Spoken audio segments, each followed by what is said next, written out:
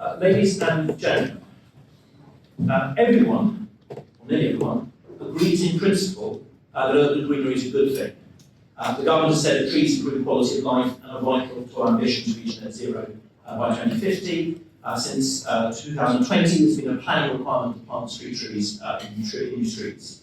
Many Labour councils have made very similar pledges. One of the very best, actually being Mammoth, in which we're sitting right now. I'm going to hear from them later. However, and this is often attacked by the government or individual councils or in previous governments, the reality, I fear, is sadly different. Levels of urban greenery are declining. Between 2001 and 2018, urban green space in England has declined from 63 to 55%. New places are less green than old places. Research comparing late 19th and modern urban shows that very clearly.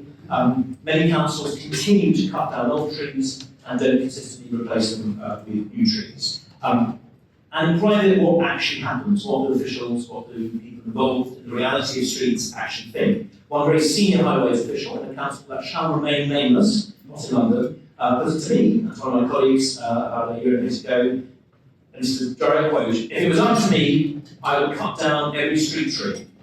Within a slight embarrassed silence from me and my colleague, and then said, "I'm only joking." I think he was. Access to good also needs opening up. New analysis conducted for this report finds that the 10 most prosperous places in the UK have 25% canopy cover, and at least 10 have 15%. So that's not a criticism of any organisation or council or government. That's where we are, despite the intent of nearly everyone to do the right thing. So what's the hidden worry? Cost, the liability of highways regulation and agency, which is degreening our streets and squares. That's the purpose of this report, that's the purpose of the conversation we're about to have. How can the consensus that I think exists to do this actually be turned into action up and down the country, from left to right, from old to young, from rich to poor? If you're here for something else, I'm afraid you're here for the wrong talk.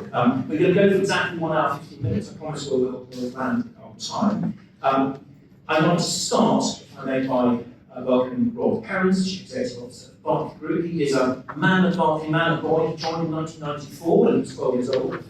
And he has led much of the work that we've had over many years on regenerating brownfield as a key focus of their strategy, and a huge focus on nature recovery. We've been genuinely very happy to work. We're very grateful to work with Berkeley Group and happy to. Some sponsors just sort of give you the money and sort off and don't talk to you. Others are very engaged in the actual process of what we're trying to do. Berkeley Group have been very, very fine partners on this. So without any more from me, Mr. Perrins, thank you very much.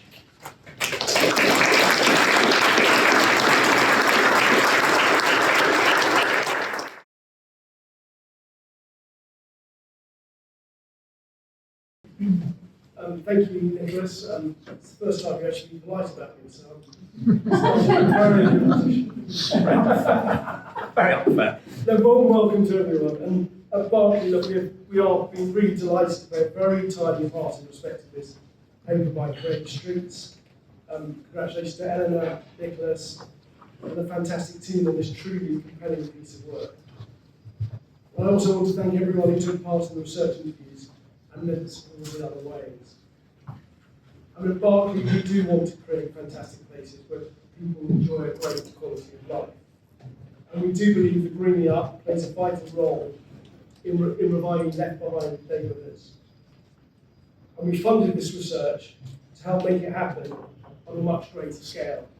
And to learn further, we're always in the business of trying to learn how we can improve. I mean, as a business, our key focus is these very large urban regeneration projects. We're currently taking forward 32 of them. They include our area gas works, industrial estates, places like the Oval. Just the leader here, just the leader of the Oval, Southall, Bedford, Oldcombe Road in White City. And these are very former industrial sites and private areas. And we believe this is exactly what's needed to level up, to tackle inequality in terms of housing conditions, health and well-being, education outcomes, skills, employment opportunity, and access to nature. Very much what Creative Streets is trying to achieve in a different way. Regenerating these sites is complex. It does, but the issue with everything is that there's a lot of competing priorities, including Greening Up, and working collaboratively to find a solution for each individual site and community in each place. And I think this is where it can get lost, finding the right balance. Because if you can get the right balance, happens. It really is a force for good. We need to transform these degraded, fenced-off sites, but also the streets around them, make real character, make them into real beauty. And they do deliver life-changing benefits. They do improve homes, jobs, shops, health centres, and green landscapes, which we'll focus on tonight. And I really do want to say a few words about biodiversity next game, which Berkeley has been putting into practice for 6 years now. 54 of our sites have biodiversity net gain. I think it's a hugely positive experience from which we're convinced these natural landscapes will improve, as I said, the health and well-being and life chances of local communities, giving everyone into this for a healthy lifestyle. I've always had a dream in Berkeley that I've always wanted to have a marketing point that you'll live longer if you buy a Berkeley home. As no one can disprove it and no one can prove it. I'm just going to say it to everyone. But fundamentally, I do believe you live a much healthier and longer life in these green areas. And this is why this is so important.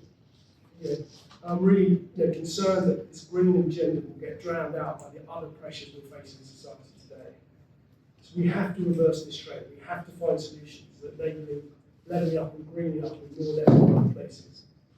One thing about our towns and cities, which I always walk around, thank you for not taking up to Halifax to do this speech the last time. But one thing we must do is support the vision of Create Street, is respect to greening up. As I said, we mustn't lose this. London is the best world city in the world. I travel around all over the world promoting the UK, with 37% as a green city. I know people in London, all our cities are the greenest, and we must continue to do that. Losing this space is so important. Beijing is 0.5% green. Let's just get into those areas. There aren't any trees in Beijing at all if anyone's ever been there. This is a brilliant report. It will really bring new focus into this regeneration debate and help drive forward us in many ways. Now I've lost my place. I think that might be it. I can make it the end. Is that 4 minutes? Yes, done. Thank you very much, Mr. Rob Perrins.